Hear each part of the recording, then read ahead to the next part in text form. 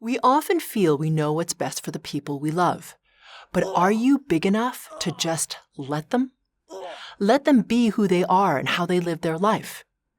Have you noticed that with the people you care about the most, the closer you are to them, the more you can find yourself insisting what you think is right for them is the right way? I mean, obviously. And if they resist your suggestion, ignore it, or go about it in a way that you feel isn't the right way, man, it can cause so much frustration, worry, stress, and for some, fear that something terrible is going to happen to them. Have you even lost sleep over it? You might say stuff to yourself like, why can't they just see that I'm only trying to help them? Isn't it obvious the decision they're making is going to negatively impact them? Why won't they listen to me? Think about it for a sec. Has worrying about someone else and what they're choosing to do or not do cost you your emotional well-being and sense of inner peace? Or your time because you're running around trying to fix things for them? Or even money? There's actually another cost most people aren't thinking of that's huge in terms of negative impact. It causes your frequency resonance to drop, which means that what you get to experience in terms of opportunity, abundance, positive change, and even the speed and effectiveness of your manifestation, all of that drops like a rock. You can try all you want to just be okay with letting them be who they are and the choices they make, but until you release the distortions that keep you from embodying true neutrality, it can be really hard to get to a state of acceptance. It can be really hard to not get pulled into all the drama, the stress, and the anxiety. In this video, I'm sharing 3 takeaways to help you get to neutrality in a relationship so you can not only just let them be, but it will also help them feel supported without tearing you apart when you do let go. My name is Cheong. I catalyze your shift from the ordinary to the exhilaration of the quantum by giving you the tools to change your frequency resonance so that the life you live matches the life you dream of. Takeaway number 1. Let go of your belief that what you think is right and best for someone else is more important or better than theirs. So when I was growing up, the way that my family showed love to each other is that we micromanaged each other. So every time, for example, that we would leave the house, everyone was always trying to get someone else to do something else. Like, have you gone to the bathroom? Put on your shoes. Do you have your keys? Hurry up. All this stuff would be happening as we were trying to leave. And invariably, it would take like 10 minutes to leave the house. So as I got older, I started to learn different things about food and about how to take care of your body. And, my mom had this really serious addiction to Diet Pop, so she really loved it. And I even remember when I was like about 6 or something like this, she was drinking Tab. Okay, so this is back in the day when they were using saccharin. So as I got older and she pivoted to, Diet Coke and was drinking a lot of aspartame, I recognized that habit that she had of drinking all of this diet soda was really not that great for her. I mean, there were studies coming out about how aspartame was causing brain cancer in rats. And I was like, Mom, I don't think this is a really good idea for you to be doing.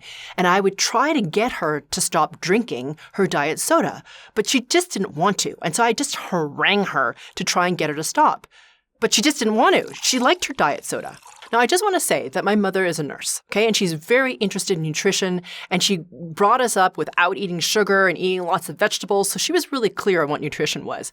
But this one habit she didn't want to let go of. And when I used to visit her when I was in college and even later when I started working, every time she would pull out the diet soda, I'd be like, Mom, really? You really need to drink that? It's going to create cancer in your body. And she'd be like, oh, Karen, stop trying to tell me what to do. So all this friction would start to happen because I wanted to insist that she shouldn't be doing what she was doing. And as I got older, and so did she, whenever she would pull out the diet soda, I would just literally look at her and she would look at me with this little shrug of, rebellion of I'm going to drink this anyway.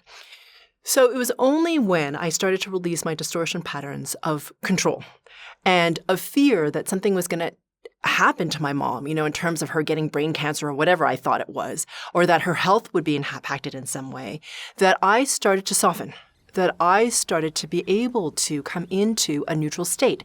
And I wasn't forcing it, actually. I'd been releasing a bunch of other distortion patterns, but suddenly, whenever she would pull out the diet soda, instead of my usual and kind of sideways glance, I would just be able to sit with her and realize that, she is a lady now in her 80s. She really loves diet soda. If she wants to drink the freaking diet soda, just let her. So as I continued to release my distortion patterns and my frequency resonance rose, I was able to be in that neutral state more and more. And the really wonderful thing is, as a result, our relationship has gotten a lot better because I'm not trying to insist that she do X, Y, and Z. I'm okay with the choices she makes because she is an adult. She doesn't know what the impact is for her. And if she asks me to, I'll explain what the impact is. But I'm not spending all of this emotional energy trying to get her to change. And as a result, our relationship is much better than it ever has been before. Now, the wonderful thing about releasing your distortion patterns and rising in your frequency resonance is you start to sit more and more in this neutral state, which is awesome because it means that you're less triggered by what other people do to you or say to you or how they're acting around you. So it becomes less important that your way is the right way. Now, I'm not suggesting that you can't have an opinion or that you might not know the best outcome for them. But the great thing about being in this neutral state is you're not so attached to them accepting what you feel is best or that you clearly know is best for them as right for them. And so it changes your relationship not only with them, but with yourself. And as a result, when you know the best outcome for them, you can genuinely, from a place of centeredness and neutrality, say, hey, I notice that you seem to be struggling over here. Can I suggest something to you? And if they say yes, then you can share.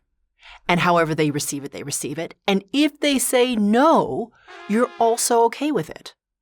Now, what happens if someone makes decisions or choices and there are all these horrible impacts or ramifications to you? What are you supposed to do about it then? Because obviously you can see it coming. The great thing about neutrality and really being in the state is you can see it coming before it actually arrives, and you can actually have a conversation that's helpful without having all this negative charge of you're doing this to me and can't you see that you're causing this? You can sit with the person and say, hey, have you noticed that you've been doing this? Do you recognize that there's an impact on not just yourself, but on other people? Is there a way that we can work through this so that we don't both get affected in a way that may not be beneficial for both of us? Now, the great thing also about being in the state of neutrality that only deepens as your frequency resonance rises is if the person doesn't want to have the conversation with you, or they say something to you in the conversation that you're like, oh no, that's not acceptable to me. I don't know if I can be with that. I don't think I can negotiate around that. Then you can have some clarity. Have some space, not take it as personally, and think to yourself, okay, well, now that I know that they can't provide me what it is that I'm asking for, what do I need to do in order to keep my resonance high? Takeaway number 2, it's not really about them. It's really about you. When my mom hit her 70s, I became very concerned about how she was getting from one place to another because she was a little unsteady with her balance. And I was just thinking, okay, it's taking her a long time to get from point A to point B. I just want to make sure she gets there okay. So when she would go for her appointments, she had these weekly appointments with her chiropractor, what I did was I signed her up for Uber and I put in my credit card so she wouldn't have to pay for anything. And then what I would do is I would put in the addresses of the places that she was going so she wouldn't have to think about it too much. So I did all this stuff, but every time she came out of the subway, instead of getting into the Uber and doing all the things that I'd set up for her, she would take twice as long to get to the chiropractor's office by taking the bus. Or she would walk. And every time she took this extra long journey, she would complain about how long it took her to get to the chiropractor office. And I would say to her, Mom, just get into the Uber that I've set up for you. But instead, she would complain. So I would get totally triggered by this. I'd be like, oh my God, I don't understand why it is that she can't just get into the Uber that I've set up for her and take all this extra time, and now I have to sit and listen to her complain about it. So I would get really stressed. And then in our relationship, there was more and more friction because I would just get more and more frustrated with her. So it was only when I started to release my distortion patterns of fear that something terrible was going to happen to her, my need to control her actions so she would be safe, my need to be a good daughter, that I started to be able to settle into this neutral state. And I realized, wait a minute, if she chooses to take double the time to walk up the hill, that's okay. If she needs to tell me the story of that's what her day was and it was really frustrating for her, I can sit and listen with her. It's totally fine because that was the adventure for her that day. And she really just wanted to share an emotional state with me. It wasn't like she was exactly complaining. It was my distortion that made me think that, oh my God, she's complaining and it's my fault and I'm not taking care of my mother. So really, it's less about her and much more about me. And when I started to release those distortion patterns, there was way more freedom, not only for me, but for her as well. Now, the thing is, their choices, their decisions, might have a negative impact on you. So I'm not saying that that's not the case, but when you are in a state of neutrality, what can happen is your response to the actions changes. Also, your perception of how negative those things are changes as well. So with my mom, I took what she was saying to me as a criticism. Like, it took me so long to walk up the hill. It was really hard on my back, and now my knee hurts. But I took that as a criticism, as opposed to she was just sharing, because really in her day, that was like the most monumental event that ever happened. So it really wasn't intended as a criticism, but because of my distortion patterns, I took it in as a criticism. So when you release your distortion patterns and you're in the state of neutrality, you have a different way of viewing what it is that the person is saying or what they're doing or even the circumstances around you. And it's not as charged. You don't take things as personally. And the wonderful thing is when you're in neutrality, you don't feel like you need to engage with whatever the stimulus is necessarily right off the bat because you're being reactive. So let's just say, for example, that the person's behaviors, their actions, what they're saying does negatively impact you. Instead of being reactive and angry, it allows you to sit in your center, to be in this neutral state and not have to respond. It gives you this freedom from being triggered, unlike what you usually are when you have your distortion patterns running through you. And it's not about clearing all your distortion patterns so you can be in this perfect Zen-like state of neutrality. It's really about releasing your distortion patterns enough so that you deepen your neutrality. And as your frequency resonance rises, your state of neutrality deepens as well. It's a continuous process that continues to evolve as you release your distortion patterns. So if you're in this state of neutrality, how do you know when to step in? Well, if it's a matter of personal safety, that would be something that you would get involved in. So, for example, my mom is in her 80s now. She really can't see very well because she's had a number of cataract surgeries, her retina's detached, but she lives on the island of Hawaii, and so getting around can be kind of hard.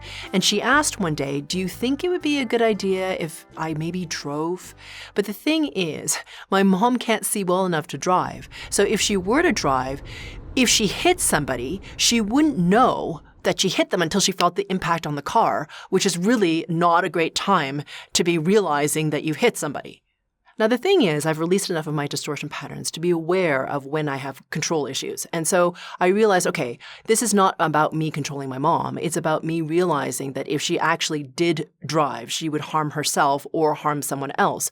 So even if she hadn't asked me, should I do this, I would have gotten more involved to discourage her from taking up an action or a behavior that might cause harm to her or someone else.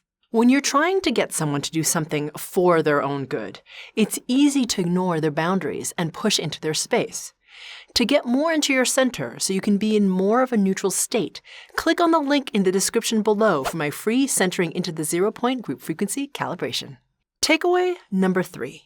It doesn't have to be perfect. I have a client who's the mom of teenage boys. And of course, as teenage boys, they are experimenting with different things. They're going to try cigarettes. They are going to drink. And before, it would have really freaked her out because she would have been so afraid that something would have happened to them. Maybe they're drinking and they get into a car with a kid who's also been drinking. They get into a terrible accident, that kind of thing. And it's only because she's been releasing her distortion patterns and rising in her frequency resonance that she can be more in a neutral state with them. She can see, okay, this is just my stuff with regards to my own fear, my own need for them to be safe. So as she's been working to release her distortion patterns and getting into this neutral state, it allows her to be in conversation with her kids, to hear what they have to say without going into immediate, like, you shouldn't do that, or you shouldn't do this, and don't you see that what you're doing is completely destructive, or whatever it is that she would have said. She can just be present and listen to them and ask them questions like, hey, what was your experience with this? What did that feel like for you? What do you think the consequences are going to be? And because she can be in this neutral state with them, and she doesn't just go off the rails whenever they share something with her, they want to share with her. And as a result, they can have conversations where she can bring in ideas or ask questions that they wouldn't have been necessarily asking themselves, so they can make better choices. Now, it's not like she's devoid of emotion and she doesn't care. Of course she cares. They're her children. And the thing is, when she's in this neutral state, she can express her emotion or her concern in a way that they can receive. She's not trying to guilt them. She's not trying to control them. She's aware of her own distortion patterns. But because she's more in her neutrality, they can hear her response, okay, not only as this is my emotional response, but also when she has things to contribute, like information or thoughts or suggestions. They understand that, yes, it's coming from a place of concern, but it's not coming from a place of her trying to control their every movement.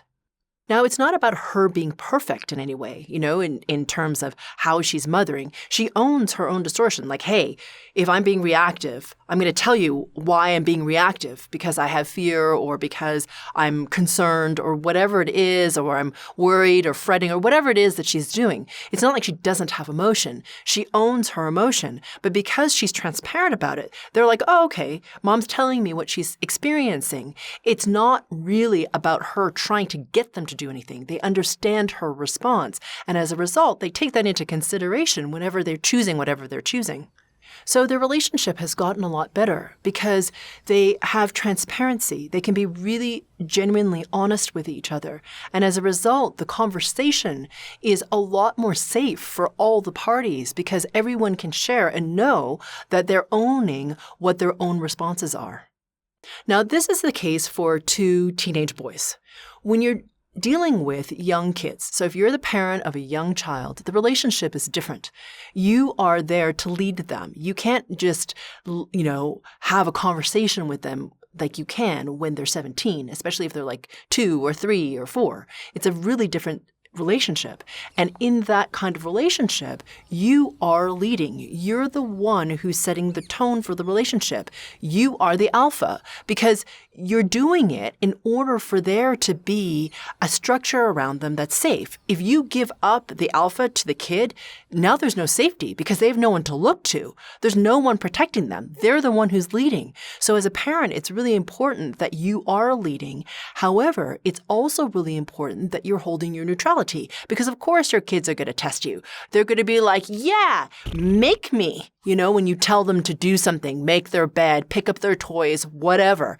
So the thing is, it's not about you being weak as a parent, being like, okay, I'll just do everything for you. It's not about that. It's like, okay, well, you're testing me. Well, I also have boundaries. And what you have to learn is that everyone has boundaries, and it's not always about getting your way. And it's not about you being perfect as a parent. A lot of parents are really concerned, like, oh my God, what if I harm my child and they're going to be traumatized for the rest of their lives? The thing is, fundamentally with humans, it is always a power dynamic. And what you're teaching them is like, okay, sometimes there's a leader and sometimes there's a follower. And in this case, because I'm your parent and you're 3, I am leading because I am responsible for you. The thing is, though, as a parent, to be aware of your distortions, to clear them so you can be in a state of greater neutrality. So you can see when it is a power play and they're just trying to get their way, or if there really is some kind of crisis and that you need to intervene in a different way. But by having that clarity of neutrality and having released your distortion patterns, you have more visibility into what's really going on and how it is that you can show them, you know what, I'm leading now, and in the future you will too. And you have to learn how to lead and how to follow sometimes, because that's what relationship is for humans. So it's not about being the perfect parent. There's no such thing. It's about being really self-aware and being your best that you possibly can in that moment. And, you know, sometimes you're tired, sometimes you're more refreshed, but it's about being as aware as you possibly can of your own patterns and to release them enough that you can be more in that neutral state so the relationship between you and your kids can be even stronger. Now, what happens when you are in a relationship with somebody and they don't realize the negative impact or the consequences on everyone else of their actions or even their words? In that situation, it's even more important to be in this neutral state, okay? Because then you're aware, okay, is this a pattern that's happening just with me, or is it happening with everyone else? How am I responding to this person? Am I just really reactive and wanting to blame them? Or can I be more in my neutral state and be like, okay, these are the patterns that are coming up with me. I need to clear them. Great. And now that I've cleared them enough, it's about saying to the person, hey, do you even recognize that this is what's happening as a result of what it is that you're doing or what you're saying? And if they don't recognize it and won't be accountable for it, for you to sit in that neutrality and be like, okay, now what do I want to do? How do I want to be in this relationship? What do I need to do to create safety for myself here, or even safety for them because they don't even recognize what it is that they're doing? What can I do to keep my frequency resonance high despite whatever choices they're making? Because as you rise in your own frequency resonance, you'll start to feel better. You'll be able to stay more in that neutral state and therefore be able to make clearer choices based in that neutrality rather than just a reactivity to what it is that they're doing. So a lot of times we can get caught up in our head, like, should I have said that? Was I being over controlling? Did I do something really damaging there? And we can start to really get very obsessed about what we did and did not do right. But it's not about getting it perfect. It's about being self-aware as you move through whatever you're moving through in your relationships. And the thing is, when you're in this neutral state, you can be more present with what's happening without taking it personally. So as a result, your relationships are more open and there's more trust between the people because you are being transparent and able to sit in your neutrality without taking things so personally. I've talked a lot about how neutrality is really key to making your relationships more clear, more centered in trust, and a lot more fun.